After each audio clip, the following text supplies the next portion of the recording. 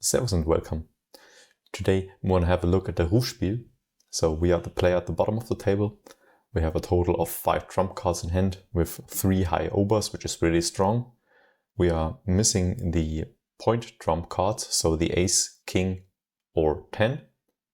And we have 3 suit cards. However, in one of the suits we are holding the ace ourselves, so this makes this a high card in the suit, which probably makes us win the suit over. And on the other hand, we want to announce a Rufspiel, a partner's game, so to speak, with another ace. And we are looking for an ace either in acorns or bells. However, as you can see with the cards we have in hand, we prefer announcing a partner's game with the ace of bells because we are holding points in this suit. And since the partner of us must have the ace in bells, it's preferable for us to play on this ace because we have to put in the suit card, and thus we can rather add these 10 points than giving away 0 points with the 7. So this is preferable for us. The thing is, the player on the left is opening up the first trick round. We are the last one to announce the game, so let's see if we are allowed to announce a game or if any other player wants to play. And then let's see how the game unfolds. So we are allowed to announce the Rufspiel with the ace of bells, and now the player on the left side of the table has to open up with the first trick round. And this player is putting out a trumps card, the Unter in hearts. So remember, in a Rufspiel, all the Obers, Unters and heart cards are trump cards, and the Unter of hearts is also a trump card. And if a player in a partner's game is opening up with a trump card, which is not the player himself, it's likely that this player is part of the playing party. So currently I'm assuming that this player is holding the ace of bells. So now the top player is playing the Ober in hearts. And as you can see, since we have a lot of Obers, we have a good chance to win over the trick just by putting in one of our high Obers, the Ober of leaves or acorns, which is higher than the Ober of hearts. And because there are already a lot of points in there, which is a total of 9 as of now, and with the Ober it's a total of 12, it's not too bad for us to win over the trick as of now. So that's what we do. We play the Ober.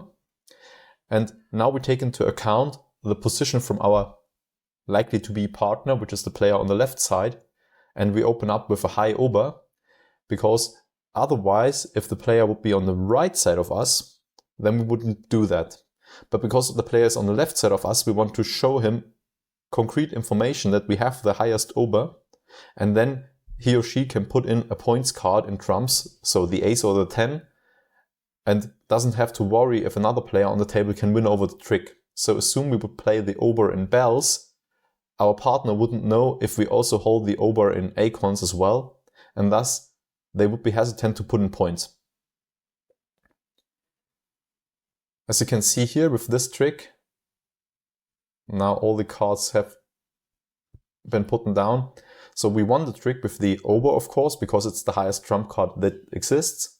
On the other hand, as I told you, our partner put in the ace of hearts, which is the highest point card, so they have given us a lot of points. And as you can see as well, the opponent on the other side of the table, or probably opponent, is putting in the 9 of bells, which is a non-trump card, which makes this player free of trump cards, so they no longer have any trump cards in hand. Okay, we can continue playing a high trump card, which would be an option because we can draw out the remaining Unters, which we are still missing because we are missing the Unter in bells as well as the Unter in acorns. Also, we are missing the 10 of hearts. So with this Ober, we try to put out another points card, which might be at our partner, and win over a lot of points in this way. Also, we want to have this Unter in acorns with this trick, but as you can see, it's not coming. So there are still 2 Unters remaining, the Unter in bells and the Unter in acorns. And I'm hoping that my partner is holding the Unter in acorns, which is the higher Unter, because if that's the case, the opposing party might not be able to win any trick. So we put out another trump card now, because we want to get these remaining trump cards from the opponents. And from our partner, of course. And we are lucky because the unters have been distributed, because what could have happened is that the player on the right side of the table, so our supposed to be opponent, is holding both unters, which would be really bad. But as you can see here, this player doesn't hold both unters, so they were distributed to one from our partner and the other one to our opponent. And now what we are holding in our hand is, first of all, the 9 in hearts, which is the last trump card on the table. And we are also holding the ace in leaves, which is the highest suit card in leaves, also very, very good for us, as well as the 10 of bells, which allows us to search for the ace later. And this also is then a high card, so to speak, because the ace of bells has to be played from our partner. And these are 3 tricks which we are certainly going to win.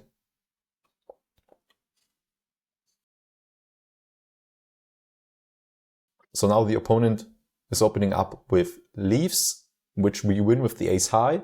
Now we can search for the ace, which is of course with our partner to the left side, as we assumed from the get-go, because this player opened up with trump. And now this player is opening up with bells again, which is unlucky for us because we are still missing the king of bells, which is not in our hand and probably also not in our partner's hand, because otherwise this player would have played the king of bells. As you can see, the king of bells is with the right-hand side player. And now I made a mistake here because I thought, well, it would be a good idea to win this trick with the trump card. However, the last trick will probably go to the opponents because ace has never ever been played within the entire game. And there might be an ace high on the opponent's side. And let's see how it unfolds. So as you can see here with the last trick, the opponents won another 21 points.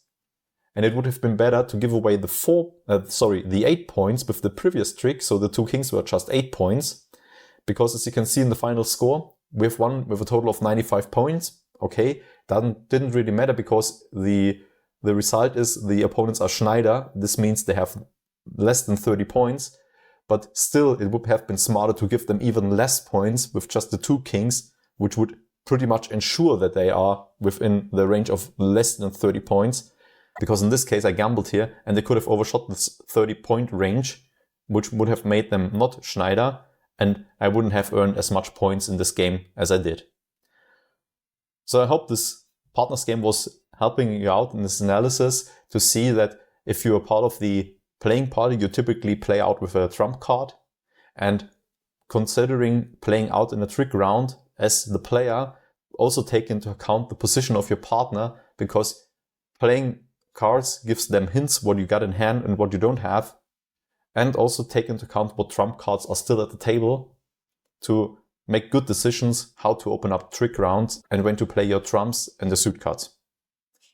So if you have any questions about this particular game or Schafkopf in general, leave it in the comments down below, and I see you next time.